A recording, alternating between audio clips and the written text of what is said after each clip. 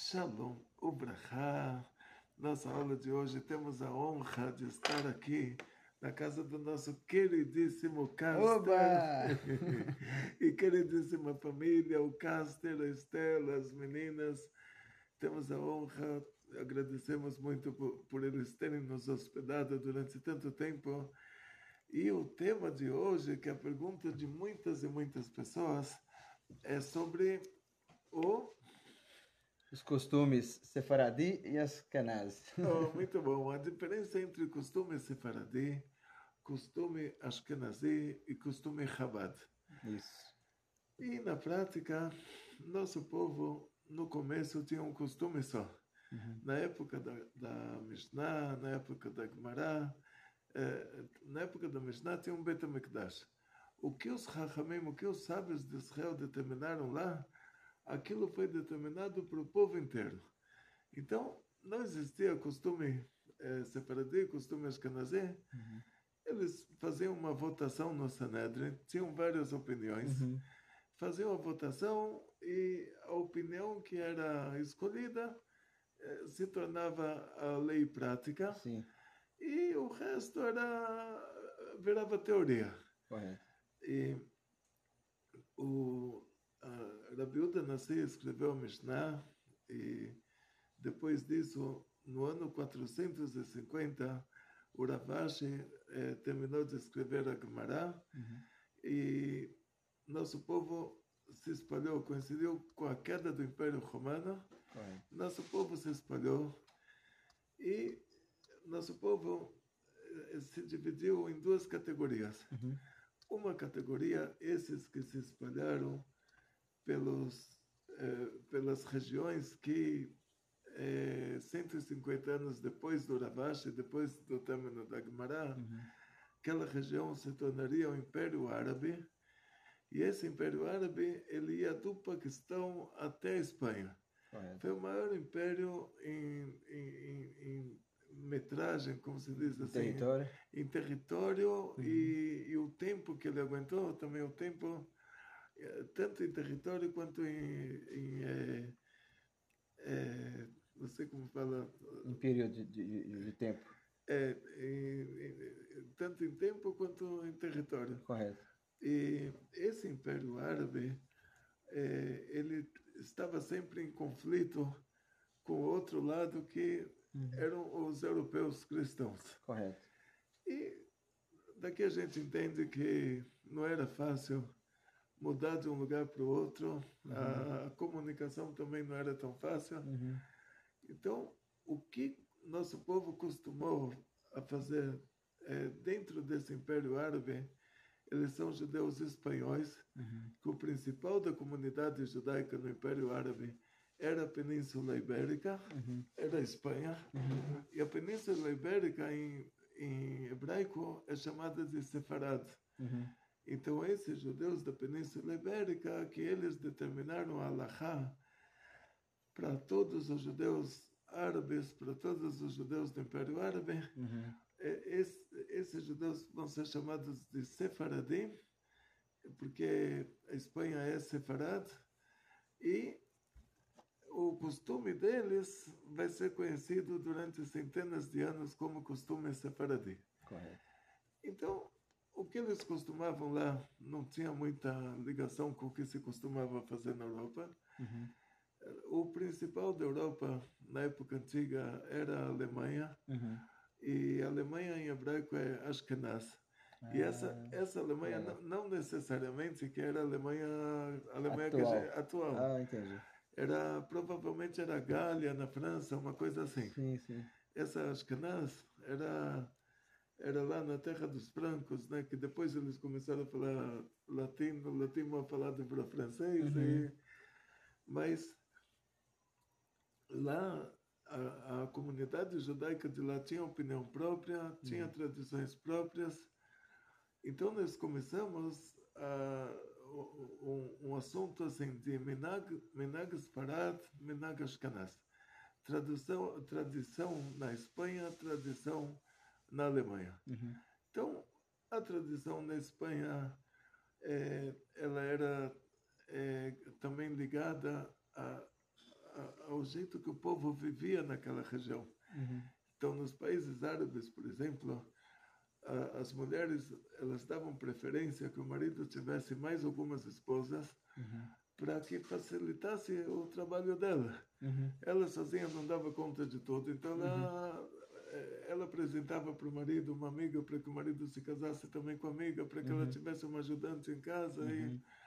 Então, para eles, isso era uma necessidade básica. Uhum. Uma mulher sozinha era uma coitada, então ela queria outras mulheres para Para ajudar compartilhar, na atividade ajudar doméstica. nas atividades domésticas.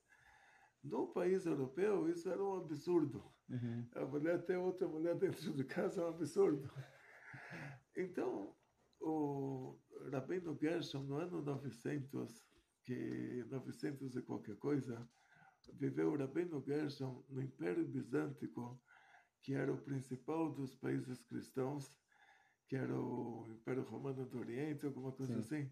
E o Rabino Gershom, ele fez um decreto que é proibido para um judeu se casar com duas esposas ao mesmo tempo. Sim. E os judeus árabes não aceitaram esse decreto. Eles falaram, olha, nossa tradição não é essa. Uhum. Então, foi determinado assim que o Rabino Gershom ele conseguiu determinar isso somente para os judeus europeus, que são Uhum. chamados de Ashkenazim, de judeus alemães, Certo. e os judeus árabes, que são Sephardim, eles não aceitaram. Então, quando falamos sobre diferenças entre judeus, eu estive com Baba Sali Uhum. muitas e muitas vezes. Um grande tzadik. Sim, tive muitos milagres revelados com ele. Uhum. E eu me lembro que ele tinha 3 esposas. E eu Uhum. me lembro que ele tinha 4 originalmente. E Uhum. uma já tinha falecido. Correto. Então, isso para eles é uma coisa 100% normal. Quer dizer, seria anormal se tivesse uma só. Uma só. Coitada ia ter um esgotamento nervoso, ia ficar sobrecarregada. Uhum. Então, lá em Israel, quando chegaram os judeus árabes, os judeus dos países árabes, Sephardim, eles chegaram, muitos deles, com algumas esposas, tipo os yemenitas e os marroquinos. O governo de Israel autorizou que esse que fez a imigração, fez aliar com algumas esposas, ele continua com algumas esposas. Mas para se casar em Israel, então não teria como se casar com 2 esposas simultaneamente. Uhum. Isso o governo de Israel determinou assim. Uhum. Agora, contar para vocês um caso que seria mais uma diferença entre as que Os costumes. os costumes, que tinha um amigo que tem um Sidur que todo mundo conhece, chama Sidur Sukkot David. Uhum. Essa editora estava em Jerusalém. Tinha um amigo meu que trabalhava naquela editora.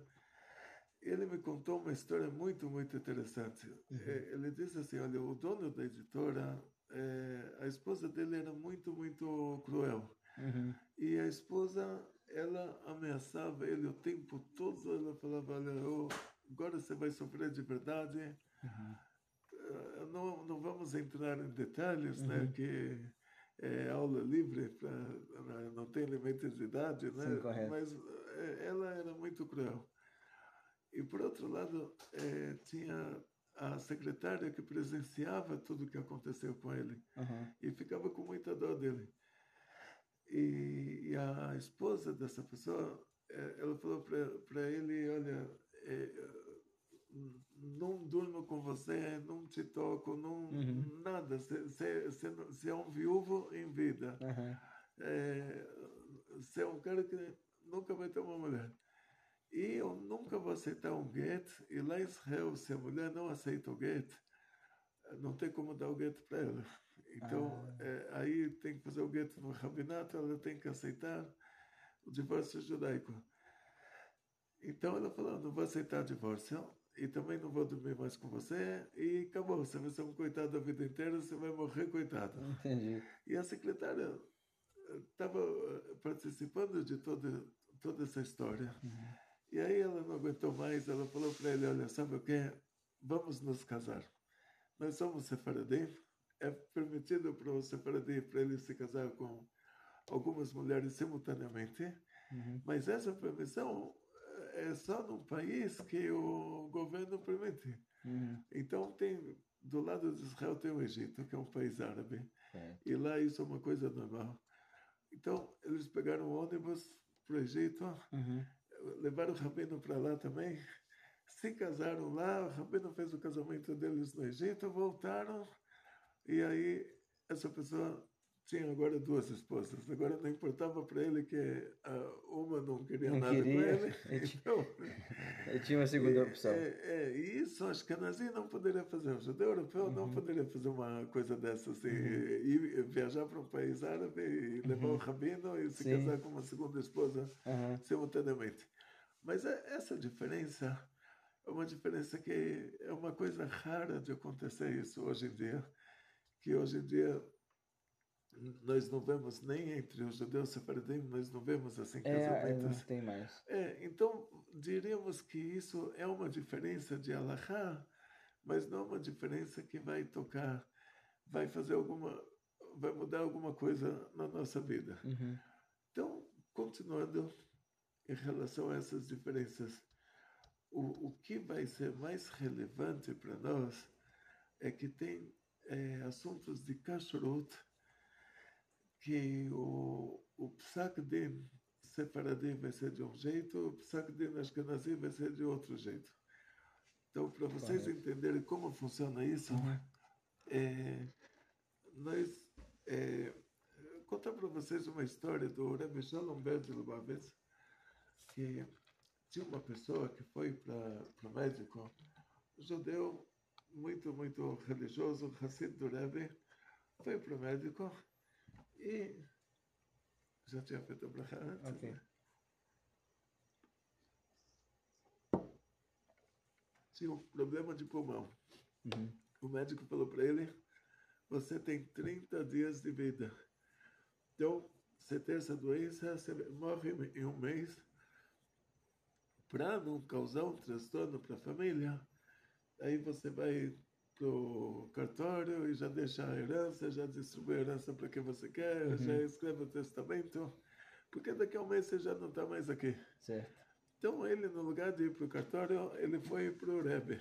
Sim. E chegando no Rebbe, ele explicou para o Rebbe o que aconteceu. O Rebbe falou para ele, essa doença, se acontecesse uma doença como essa num animal, Uhum. aí para o Remó, que é o rabino dos Ashkenazim, Uhum. esse animal viria a falecer, a morrer em um mês. Uhum. Esse tipo de doença de pulmão. Correto. E essa mesma doença, para o Maran, para o Rabino Yosef Karo, que escreveu o Shulchan Aruch, Uhum. o animal não morre disso, isso é um resfriadinho. Uhum. Então, quando pela Torá está escrito Basar trefa basadeh al torrelo, lakelev tashlichon, uma carne trefa Uhum. no campo, não coma, jogue ela pro cachorro. Uhum. O que quer dizer esse trefa? Um leão, a patada do leão é chamada de trefa. Arie Correto. toref. Uhum. O cavalo dá um coice, o leão dá uma trefa. Uhum. E quando o leão dá uma patada no animal, o animal é determinado pela Torá que começou agora a morte desse animal. Correto. Imagina que o leão deu a patada no animal e foi embora. Uhum. O animal está lá sangrando, mas ainda está vivo. Uhum. Chega o shochet. Shochet é a pessoa que faz o abate kasher Uhum. e faz a shritá nesse animal. Não adiantou nada, porque já é determinado pela Torá, na hora que o leão deu a Dá a patada, patada. quer dizer que ele já está em processo de morte, Aham. então ele já é considerado morto Entendi. em relação a Shritá. Quer dizer, Uhum. a morte dele já começou. Uhum. A morte não terminou, mas a morte Já já começou. começou. Ele está em processo de morte. Uhum. Então, seria um caso que essa trefá vai ser comparada com qualquer doença fatal. Ou Certo. seja, na hora que o animal ficou doente de uma doença que vai causar a morte dele 100%, então ele já é chamado de trefá. Não adianta fazer shkita nesse animal, esse animal já tinha começado a morte dele de outra forma, então a shkita não vale nada. Correto. É como se você estivesse fazendo shkita ou abate kasher no animal que já estava morto por outro motivo. E disse o Rebbe que essa doença, para o Remó, que era o rabino chefe dos Ashkenazim, o maior da época dele, que ele colocou as tradições europeias no Shulchan Aruch, para o Remó, esse animal vai morrer em um mês. Então, a morte dele já começou agora, a morte dele vai terminar daqui a um mês, então não adianta fazer shkita dele nesse meio tempo, porque ele já está... A morte dele já começou por outro motivo. Então, ele é considerado já morto, e não adianta fazer o abate kasher nele, que ele já é considerado que uma trefa, que a morte dele já começou. Então, para o Maran, esse tipo de doença é resfriadinho, o animal não vai morrer por causa disso. Falou o Rebbe que lá o Bet Din Shamala, Tribunal Divino, eles julgam cada um de nós de acordo com a região onde ele se encontra. Certo. Então, os Ashkenazim são julgados de acordo com as tradições Do lugar que mora. Da região que mora. Da região que mora, dos países europeus, cristãos. E os separadim são julgados de acordo com as tradições dos países árabes. Então o Rebbe falou para ele assim, se você consegue sair da Ucrânia, que é da Rússia, onde era Lubavitch, a Rússia, e você consegue antes de um mês chegar na Terra Santa, que lá já é o lugar dos separadim, o Tribunal Divino já julga eles como judeus árabes, aí você vai viver sem problemas. Se você fica aqui, você vai morrer daqui a um mês. Essa pessoa conseguiu sair da Rússia e mudar para Israel, e ele viveu uma vida longa, e com 90 anos ele contava essa história. Então, daqui a gente vê que o Tribunal Divino julga a pessoa de acordo com a tradição dela. Então, na prática, há quase 300 anos atrás, surgiu a tradição hassídica, Chabad. Tinha o Baal Shem Tov, o Maggid Mesres, depois o Alter Rebbe, o Rabbi Shneur Zalman de Liadi, começou a tradição Chabad. O que o Alter Rebbe fez, ele simplesmente corrigiu tradições erradas. Então você fala, Sephardim costuma fazer tal coisa, tal coisa, tal coisa, tal coisa, mas dessas tal coisas, tem uma coisa que vem do Maran, do Shulchan Aruch, e outras coisas que são superstições, outras coisas que não tem nenhuma base halakhica. Por exemplo, tem um Hamsa. Hamsa coloca uma mão na parede, no desenho de uma mão. Já vi. E eles falam que isso espanta mal olhado, alguma coisa assim. Isso é tradição árabe. Árabe, muçulmano, isso é coisa dos árabes. E os judeus que moravam nos países árabes pegaram isso dos árabes.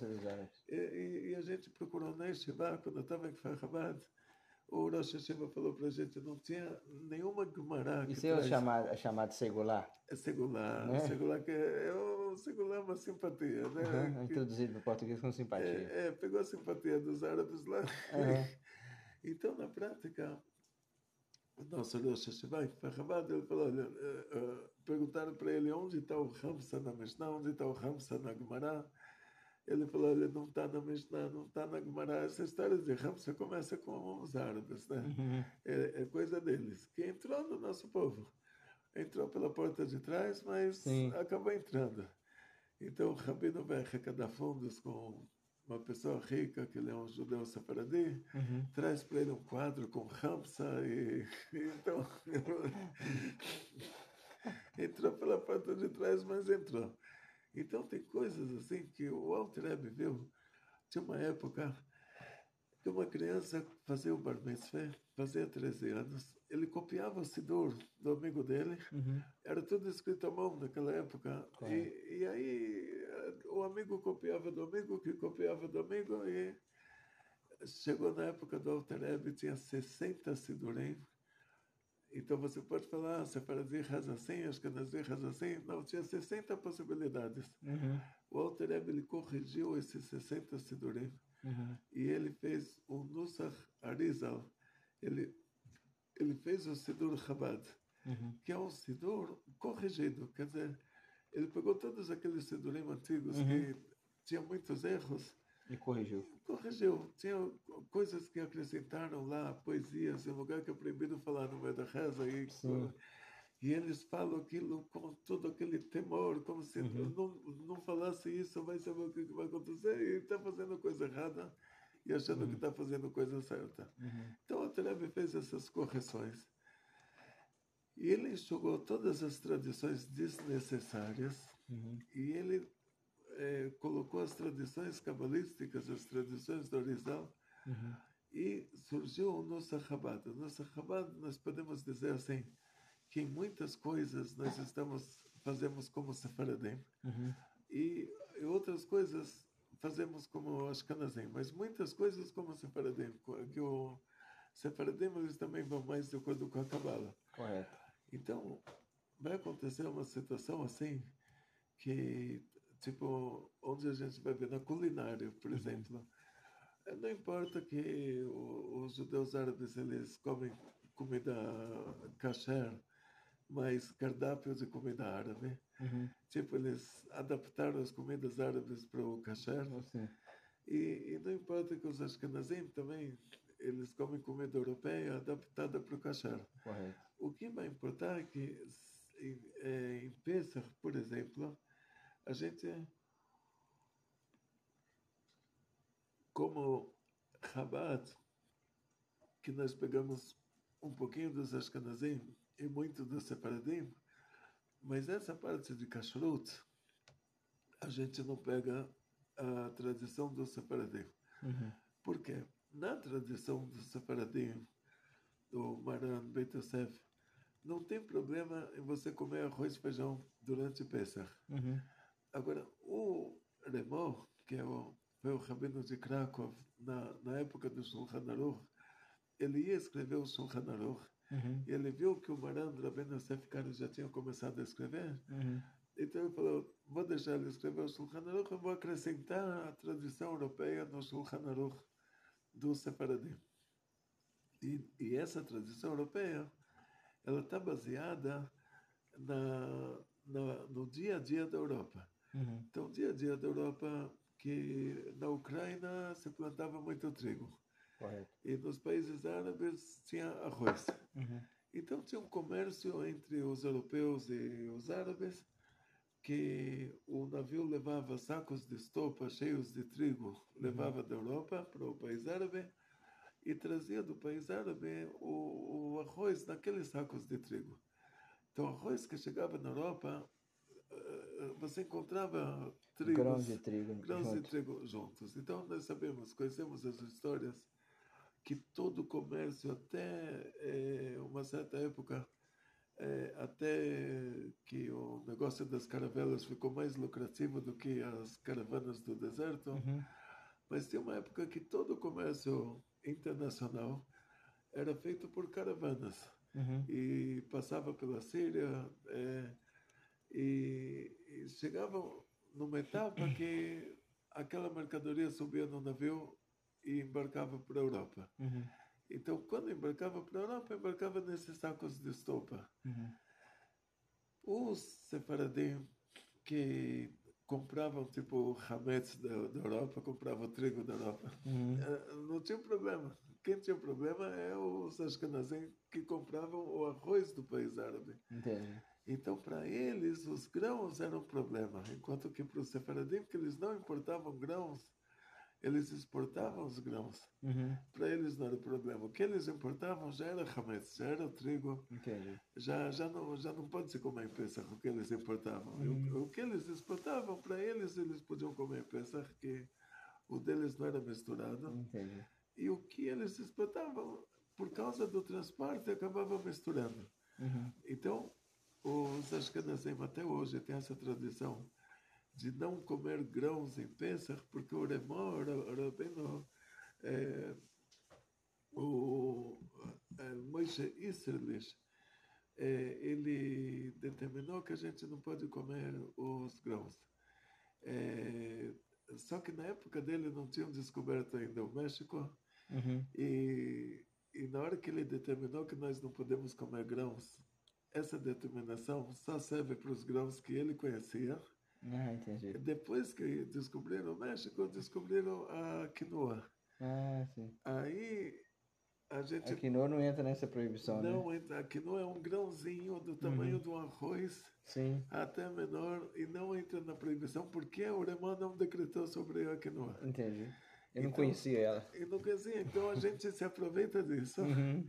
e fala, olha, graças a Deus o problema do transporte já não existe mais, saco de Uhum. estopa já não chegou até a nossa geração. E o grão de bico também pode? Para o separadismo, sim.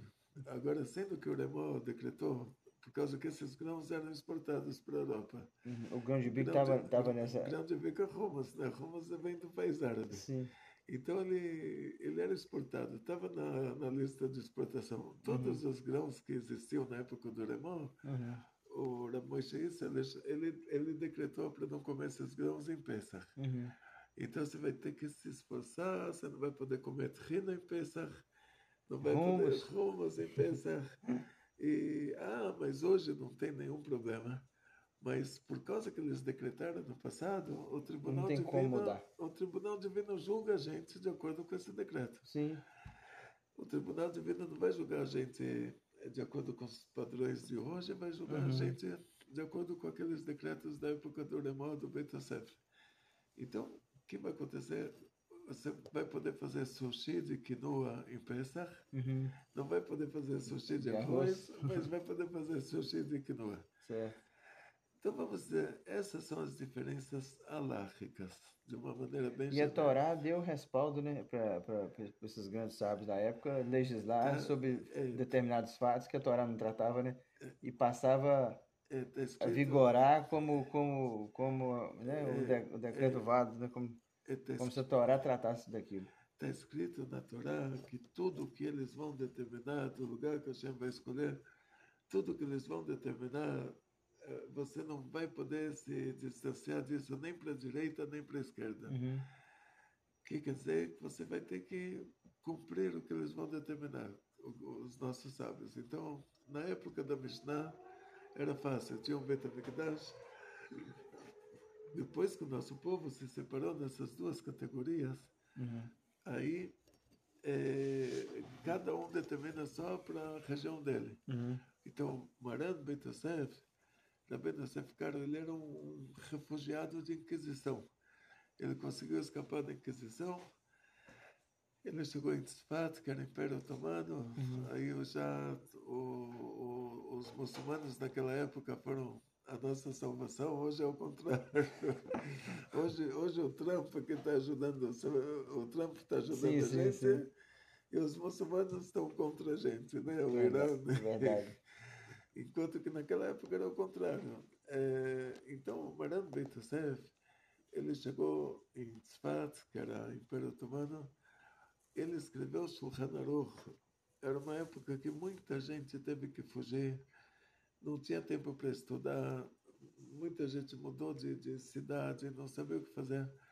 Ele escreveu Shulchan Aruch para facilitar a vida, para você saber exatamente o que você tem que fazer, o que você não tem que Uhum. fazer. E aí o Remão, o Ramosh ele acrescentou no Shulchan Aruch as tradições europeias, e essa é a base alárrica, diferença alárrica entre Separadim e Ashkenazim. Correto. Separadim vão de acordo com o Shulchan Aruch do Rabbeinu Yosef Karo, Uhum. e os Ashkenazim, fora o Shulchan Aruch do Rabbeinu Yosef Karo, eles vão ter o acréscimo do Remó. Uhum. Então o Remó muitas vezes vai falar o que o Rabbeinu Yosef Karo falou, o Maran, a gente chama ele de Maran, não serve para nós europeus, a nossa situação é diferente. Uhum. Então, isso para eles é kasher, para nós não é. Correto. Vai ter muitas vezes assim. Então, diferenças alárricas, diferenças de lei judaica,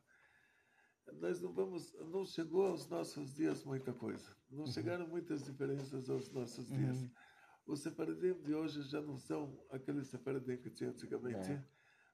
Então, hoje não tem problema mais de uma mulher ashkenazia se casar com separadim. Já o cardápio de Pesach dá para dar um jeito, são só 8 dias. Você pode comer carne Sim, com batata, né? sim, Não sim, precisa ter arroz e feijão 8 dias. Se você não sim. comer arroz e feijão, você desmaia. Deus vai. Dá, Tem outras dá, coisas dá para substituir, né? hoje em dia tem tantas opções. Hoje já descobriram a tapioca e outras coisas Sim, que sim, dá para fazer bolo de tapioca e sim.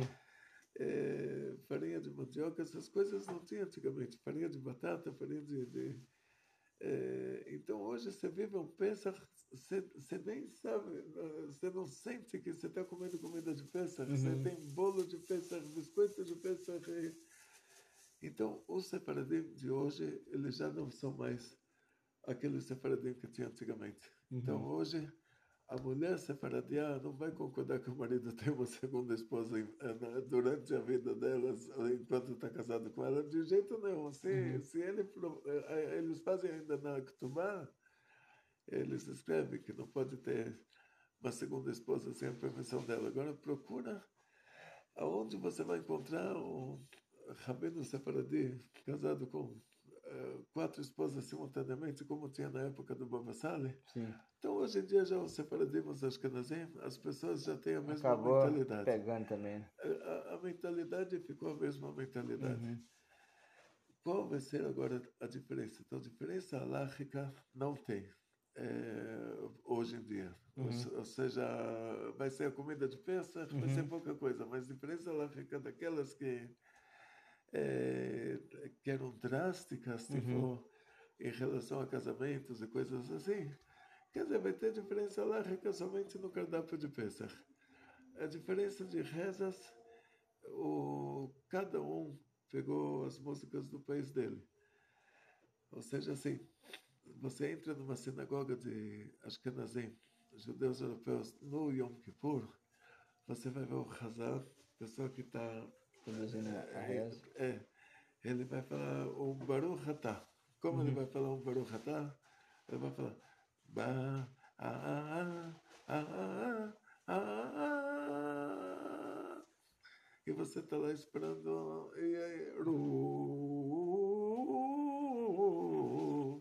e Entendi. você esperando, você vai para uma palavra já levou tanto tempo, agora a segunda palavra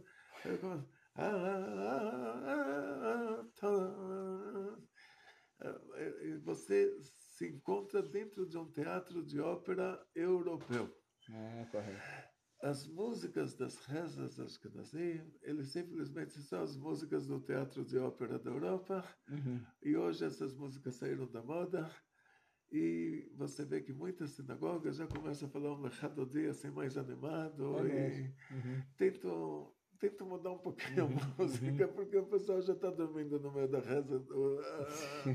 A nova geração já não consegue gostar de uma ópera. Sim, sim, é verdade. Assim, os nossos avós Ficou amavam isso. ultrapassado, né? Ficou ultrapassado. Então, os nossos avós, para a pessoa chegar numa sinagoga no Yom Kippur, ele tem um teatro de ópera gratuito, Uhum. para eles isso era um mérito muito grande. Uhum. Mas as nossas crianças não conseguem aguentar isso. Uhum. Então, as sinagogas já estão mudando um pouco o Nusach, já estão colocando aí músicas de Avram Fried e Benny Friedman, e assim, já estão Sim. introduzindo músicas mais agitadas, assim, no lugar daquela ópera antiga. Uhum.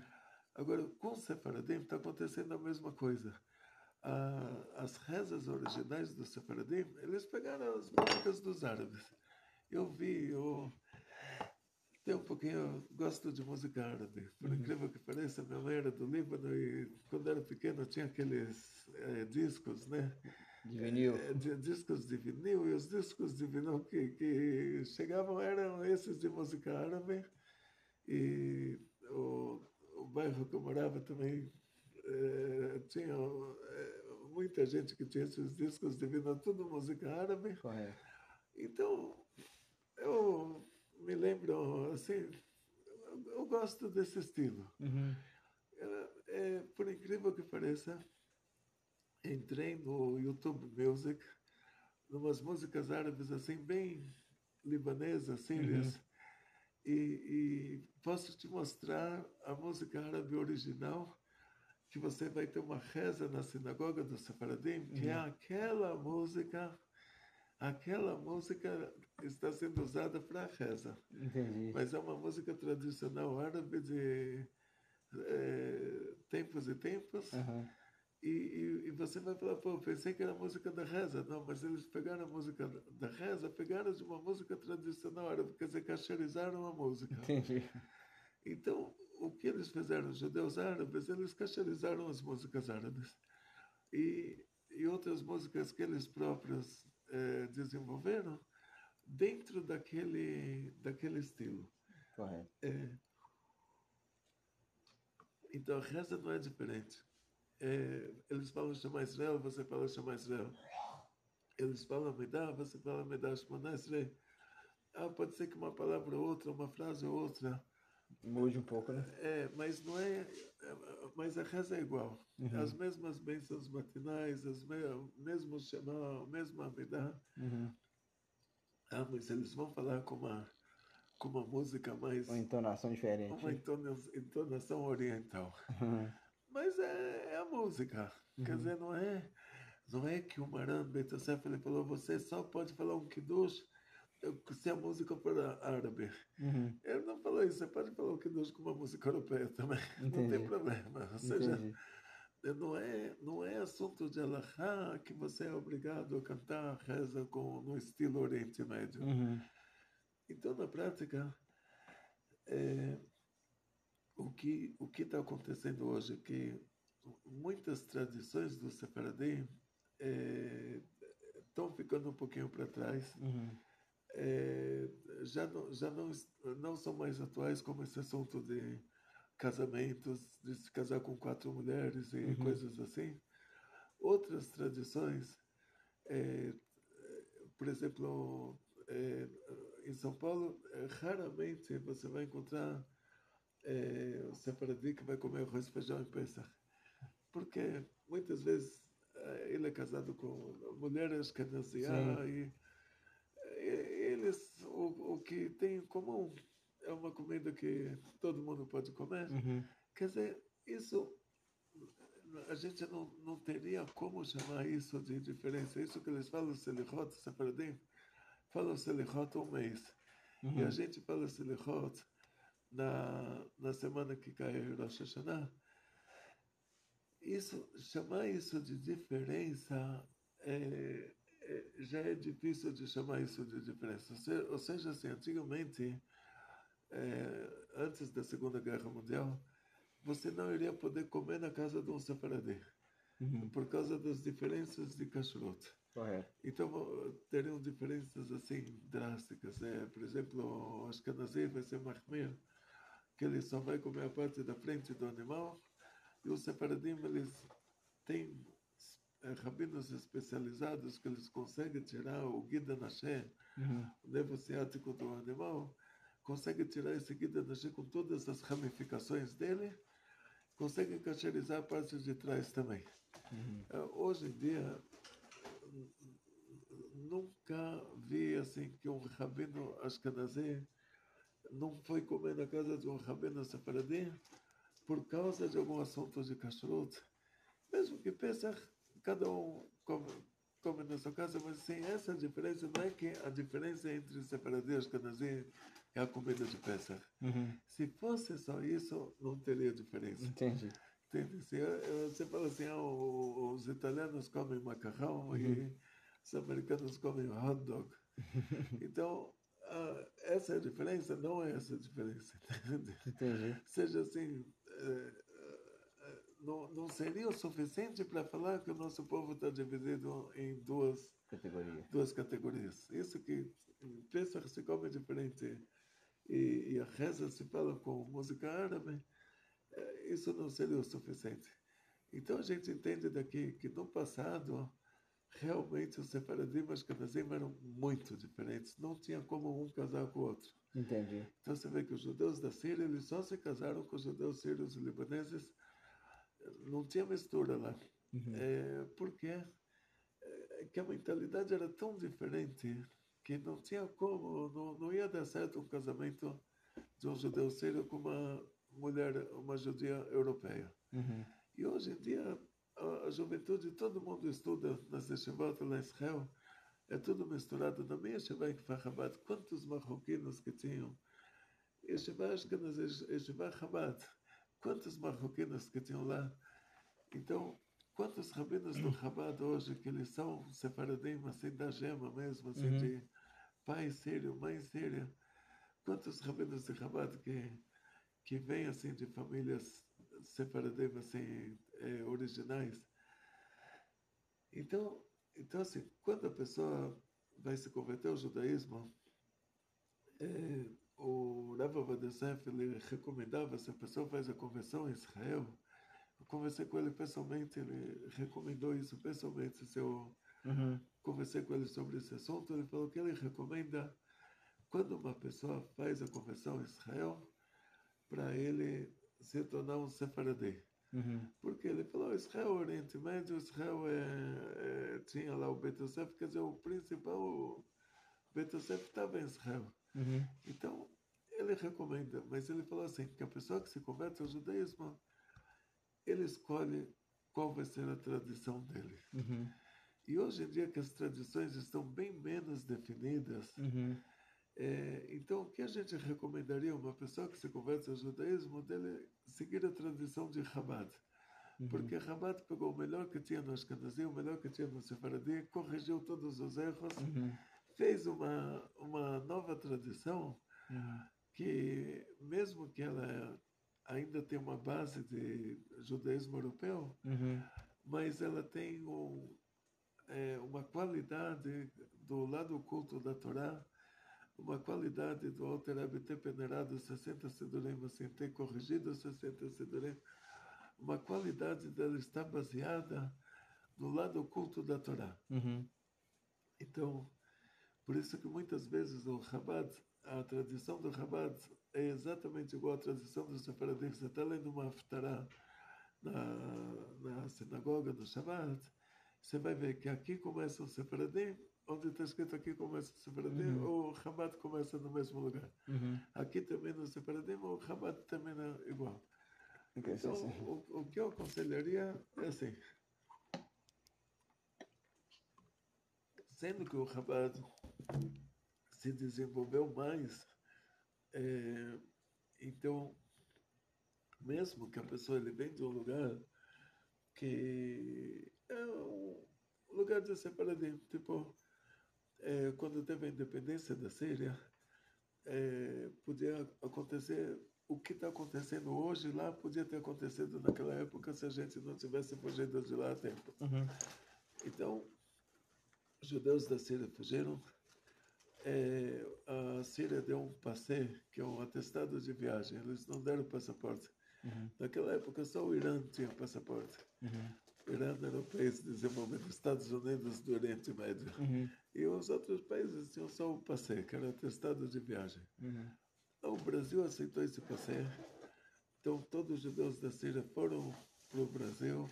Os judeus do Líbano, posteriormente, que eram parentes dos judeus da Síria, Uhum. os judeus sírios já estavam no Brasil, então os judeus libaneses também foram para o Brasil. E você tem aquelas comunidades judaicas muito grandes, de judeus sírios e libaneses. E você vê que hoje a diferença já na mentalidade das pessoas, você conversa com alguém, você não vai saber